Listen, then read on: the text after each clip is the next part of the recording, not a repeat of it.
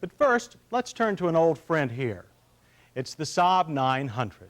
Now, this basic shape has been around since 1967, and over the years it's been honed and polished. The nice thing about the 900 is that it's never lost its distinctive character. Of course, some of you might just say it looks weird. The Saab is a car that dares to be different and succeeds. It should be with us for a while to come, but we know that nothing lasts forever. Because here rides the Saab 9000, the highline stablemate of the 900 series and Saab's all-new platform for the future. This time, all new isn't a cliche. If the 900 and all the early Saabs were like 60s rebels in the automotive world, then the 9000 is the rebel turned 80s bank president. First off, this is no conscientious compact. In most ways, it's the biggest car Saab's ever built. The 9000's 105.2-inch wheelbase is 6 inches longer than the 900's and 3 inches wider. Overall, though, it's 5 inches shorter. Thanks to a wider cut and an efficient body design, the 9000 has interior room that puts it with the likes of full-size Electras and 98s. Velour covering is standard and leather is an option.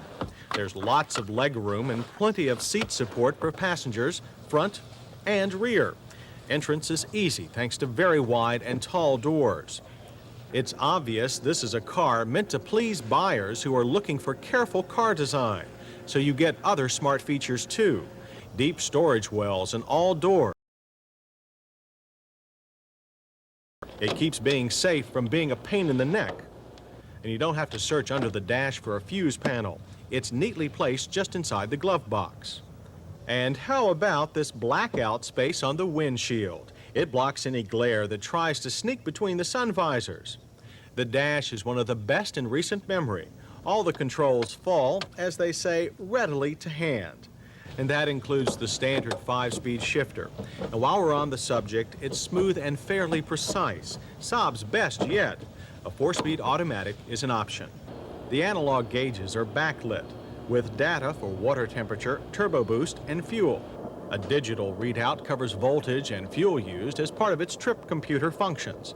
And the obligatory 80s sedan panic panel to show you which door is really ajar. They've even put in some very un-Saab-like creature conveniences, such as this rear seat cup holder. The steering wheel is telescopic, but its full forward position might block some people's view of the fuel and boost gauges. A tilt adjustment would do the trick, but there isn't any. In some ways, the 9000 got a little too trendy. Just as the folks in Detroit were discovering Saab's excellent rotary ventilation controls, Saab stopped using them. They now favor this standard fancy electronic climate control system. When you start the car, the system sets itself based on outside conditions.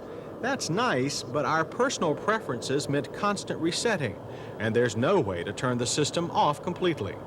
And to top off their entry into upwardly mobile sedandom, the folks at Saab finally located the ignition switch where everyone else does, on the steering column, not down by the shifter as in earlier Saabs. But the 9000 isn't a complete conformist. Saab made it a 5-door hatchback, even though some Detroit marketing types say Americans won't buy upmarket sedans that have hatches. Too much like a common economy car, you know. But we're not snobs. We like the hatchback's low sill and utility and the folding split rear seat and all the 9000's cargo room.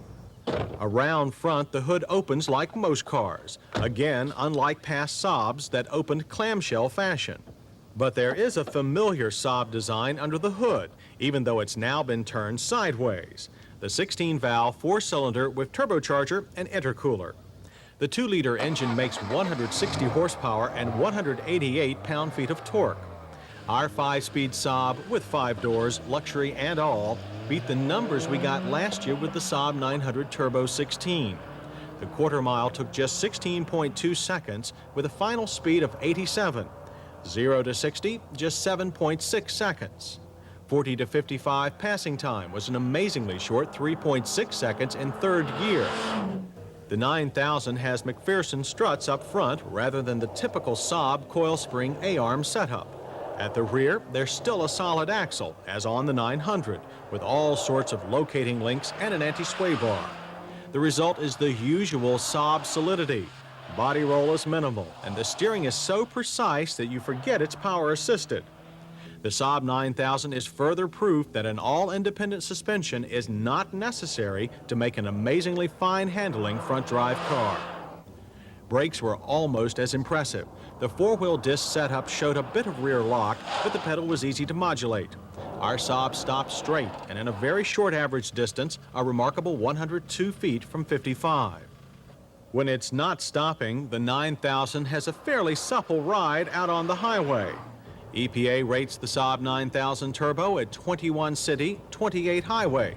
We returned a figure of 26, good for a car with its power and size.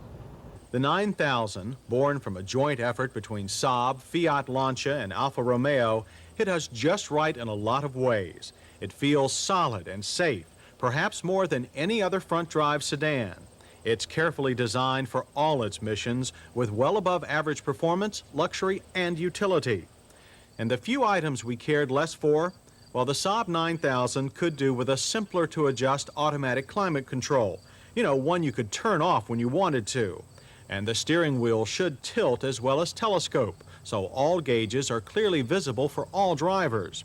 We'll add one other disappointment, the Saab 9000's base price of $21,945. Certainly that is very competitive with similar featured Audis and BMWs, and the 9000 includes a super-duper stereo and sunroof.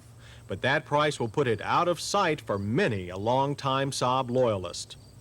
So we leave the 9000 with a very positive but slightly unsettled feeling. Some of us like the iconoclastic quirks of the older Saabs. We may find the 9000's design too conventional.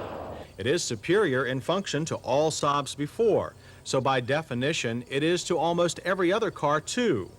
It'll win over a lot of youthful professionals who thought about owning a Saab but were put off by its dare-to-be-different appearance. And that was a big motive for the 9000, and by all our measures, this car should be a big winner.